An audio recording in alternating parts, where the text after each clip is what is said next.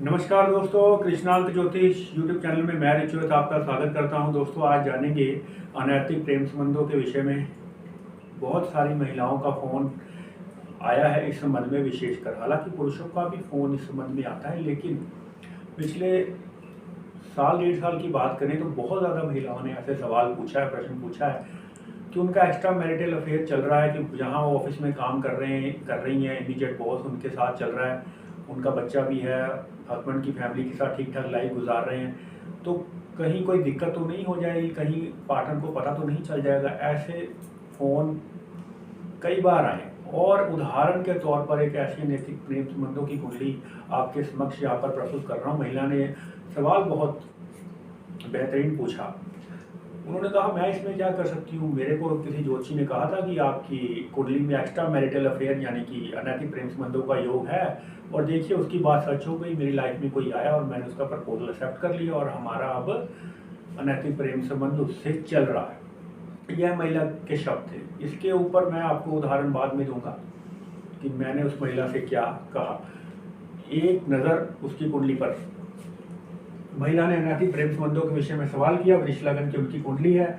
शुक्र शनि की यहाँ पर स्थिति जो है वह 7वें स्थान पे मंगल की राशि पे बनी हुई। आप सभी जानते हैं कि शनि जो है वो शत्रु माने जाते हैं मंगल के। उसकी राशि में यहाँ पर शुक्र भी उपस्थित है और साथ में शनि की भी उपस्थिति है। दोनों ही खराब स्थिति में यहाँ आप कह सकते हैं, दोनों तरफ की। यहाँ पर सूर्य की स्थिति जो कि चतुर्थ भाव के मालिक हैं, 6वें भाव में उपस्थित हैं, वह भी नीच के बुध के साथ। बुध जो कि पंचम भाव के स्वामी है।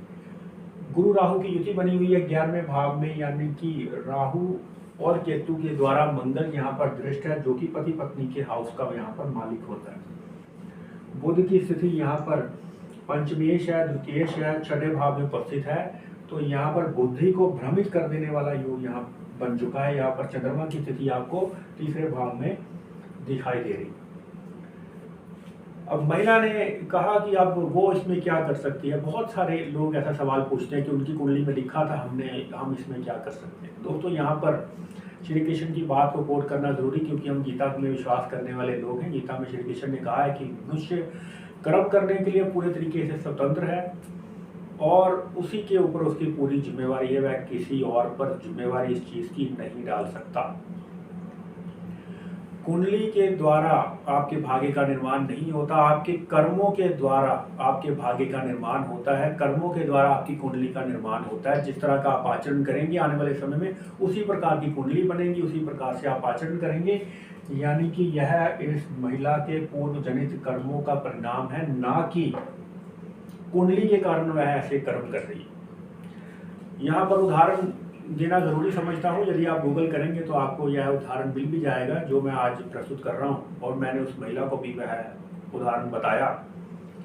एक जज साहब के पास एक विचित्र केस आया। उन्होंने पूछा कि अपने रिश्तेदार का खून आपने किस लिए किया। व्यक्ति ने बताया कि इसलिए उसने कत्ल किया, किसी ज्योतिषी ने कहा था आज से 4-5 साल पहले कि उसके हाथ से किसी रिश्तेदार का खून होगा, तो मैंने उसका खून जो है कर दिया। जज साहब भी होशियार आदमी थे। उन्होंने कहा कि मैं तो ऐसे मान नहीं सकता कि इसके कारण तुमने खून किया होगा। आप ऐसा करो कि अपनी कुंडली लेकर आइए। मेरे दादाजी बहुत प्रसिद्ध ज्योतिषी थे, मैं भी कुंडली देख लेता हूँ, मैंने उनसे सीखा है।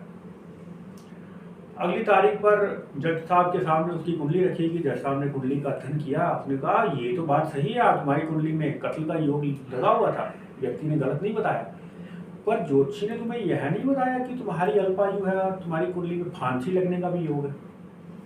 इसलिए तुम्हारी कुंडली में फांसी लगने का योग है, मैं इसमें क्या ही कर सकता हूँ। अब अल्पायु भी और फांसी लगने का योग भी, इसलिए तुम्हें फांसी पर लटकाया जाता है।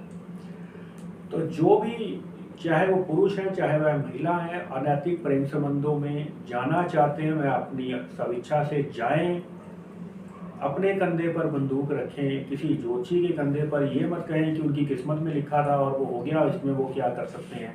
ऐसा ही बिली ने लिखा होगा और हो गया, तो उसका परिणाम भुगतने के लिए भी वो तैयार रहे, जिसके कारण उनका जीवन जो है बर्बाद होने की स्थिति जो आ सकती है। इसलिए अपने कंधों पर इस चीज़ का बोझ ले कि अगर आप अनैतिक प्रेम संबंध, हर किसी को अपनी ज़िंदगी बर्बाद करने का पूरा हक है। इसलिए हमारी ऐसे लोगों से कोई हमदर्दी नहीं है। अगर वो अनैतिक प्रेम संबंधों में जाना चाहते हैं, शौक से जाएं, लेकिन किसी ज्योतिषी की भविष्यवाणी का सहारा लेकर ये ना कहें कि उनकी कुंडली में लिखा था इसलिए उन्होंने अनैतिक प्रेम संबंधों को अपना लिया।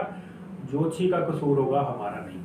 तो चलिए दोस्तों, आने वाले समय में और ज़्यादा कुंडलियों के बारे में, ग्रहों के गोचर के बारे में जानेंगे। तब तक नमस्कार दोस्तों, जय श्री कृष्ण।